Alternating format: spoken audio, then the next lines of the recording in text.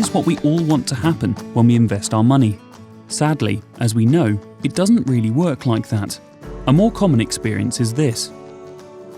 Investments will rise and fall in value from time to time. The goal is to ensure the long-term rise is at the optimum level for your attitude to investment risk. In seeking to optimize long-term returns, we have to be very wary of losses. In particular, the 3 S's: steep, sudden, and sequential.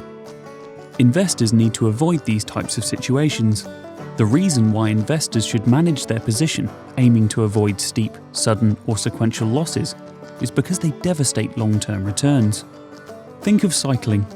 It takes a lot more effort to cycle uphill than downhill. If you invest and lose money, the steeper the loss, the greater the recovery required, so it's harder to get back to the starting point. For example, if you lose 10% of your investment value, you need 11% return to get back to the starting point. If you lose 25% of your investment value, you need 33% to get back to the start, and 50% requires 100% future return. The steeper the loss, the higher the recovery required. Losses that are sudden leave no time for investors to react, or come at a bad time when investors do not have recovery options. Sequential losses may be smaller, but they happen for a few years at a time. This is not great for any investor situation, but especially bad for investors who require income from their investments. Rule number 1 of investing is therefore all about managing the downside risk. All investors should arm themselves with the best risk management tools available. However, unfortunately, there is no magic wand. The best risk management tool available to most investors is to diversify, and to do so skillfully. Diversification is the application of spreading your investments across different assets, with different risk levels, and finding the right percentage amounts for each part, and then managing this on an ongoing basis. It's the eggs in baskets analogy.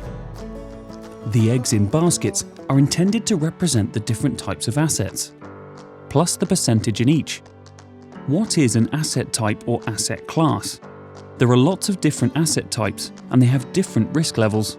How you split your amounts into each basket will determine your overall attitude to investment risk.